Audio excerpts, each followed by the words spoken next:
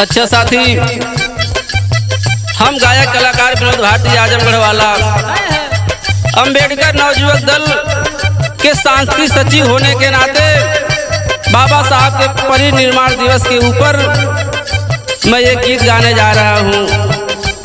हमें उम्मीद है आप लोग पसंद करेंगे। मन्नत रिकॉर्डिंग गोल्ड घाट आजमगढ़ के सौजन्य से यह गीत हो रहा है।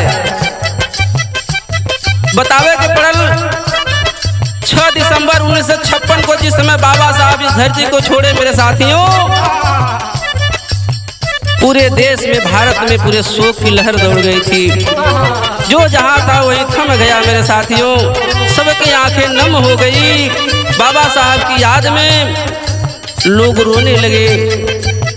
मेरे देश के एक दलित के मसीहा को क्या हो गया, बतावे के पड़ल साथी।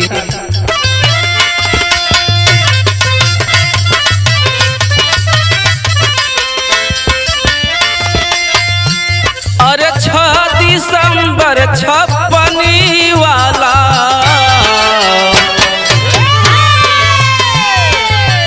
6 दिसंबर 56 वाला दिन ना भुलाई हो।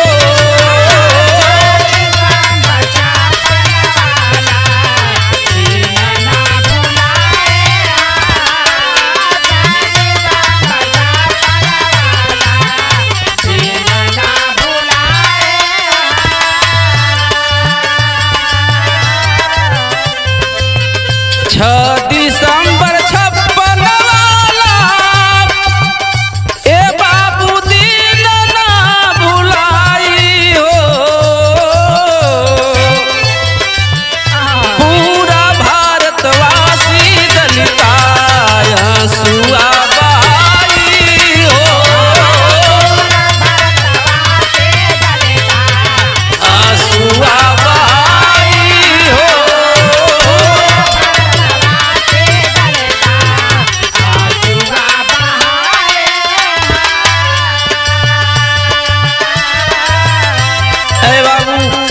बाबा साहब के स्वास्थ्य के लिए डॉक्टर मालवंकर मुंबई से आते हैं, बाबा साहब के ट्रीटमेंट को करते हैं। लेकिन बतावे के पड़ल डॉक्टर मालवंकर मुंबई से आई गई।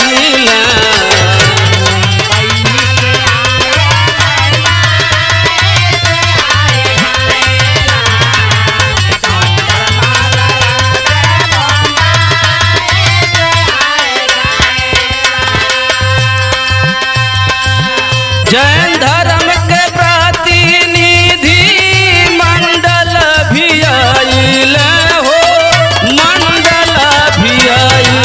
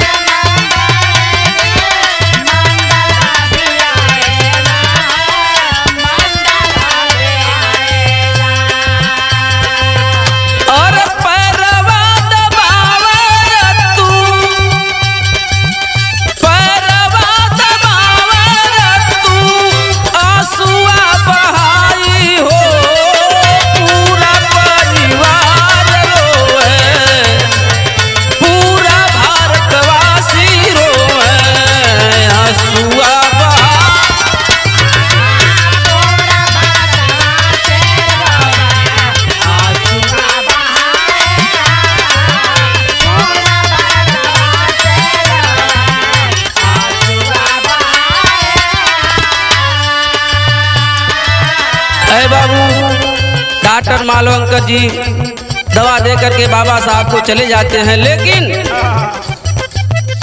जैन धर्म के प्रतिनिधि भी वहां पहुंचते हैं। बाबा साहब को आश्वासन देते हैं कि बाबा साहब अब ठीक हो जाएंगे, स्वस्थ हो जाएंगे। नानक चंद्र तू बाबा साहब के जो पिए थे उनके पैर को दबा रहे थे, सर पे तेल रख रहे थे। लेकिन धीरे धीरे रात होती है, तब के बात मिलल का मिलल।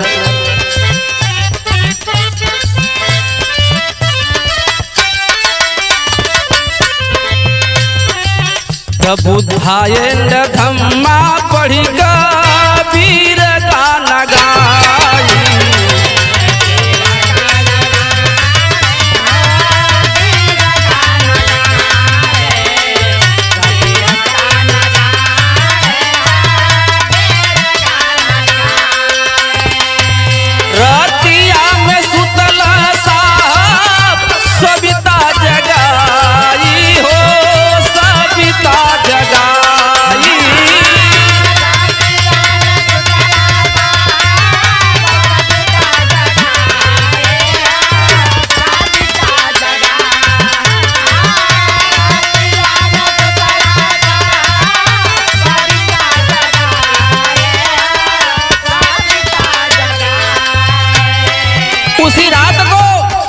बाबा साहब द बुद्धा एंड धम्बा किताब लिखते हैं।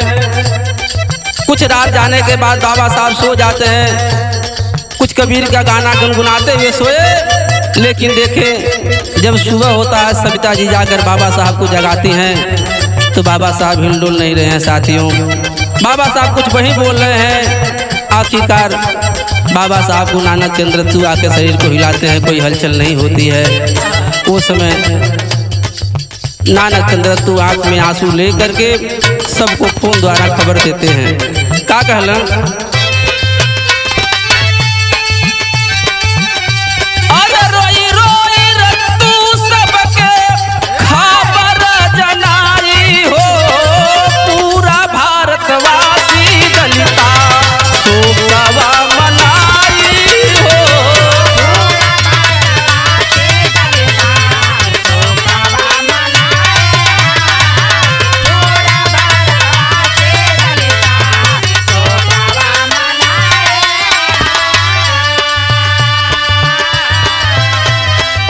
प्रधानमंत्री पंडित जवाहरलाल नेहरू को सूचित किया जाता है। आते हैं अलीपुर रोड पे, तब भैल का भैल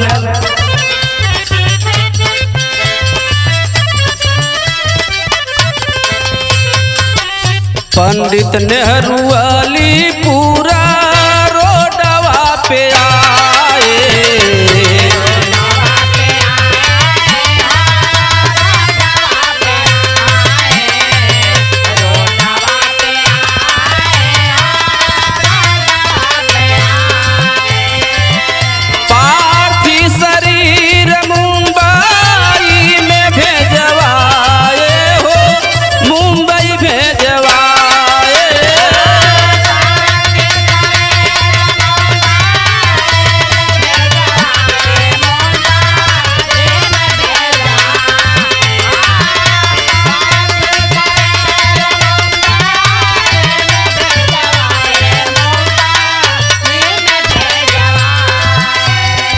आखिरकार पंडित जवाहरलाल नेहरू जी अलीपुर रोड पे आते हैं। बाबा साहब के पार्थिव शरीर को लेकर के मुंबई भेजा जाता है। साथियों, वो समय बतावल गए और धर्मानुसार दिहलम अंतिम विदाई हो।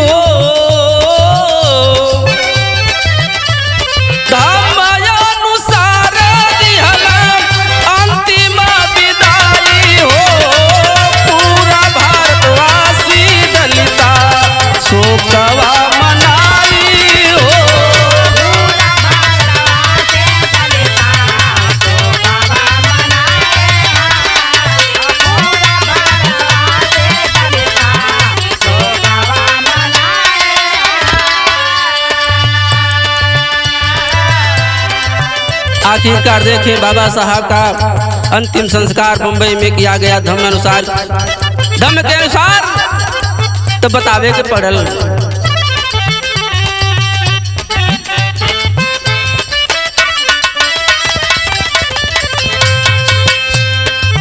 चौपाठी चैत्य भूमि दलित कृतार्थ हो।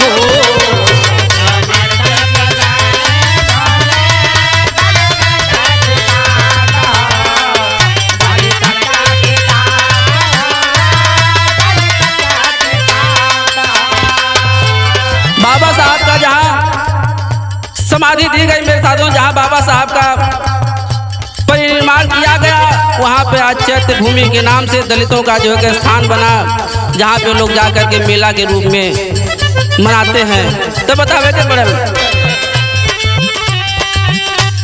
चौपाटी चैत्य बादली तनक हो भाई।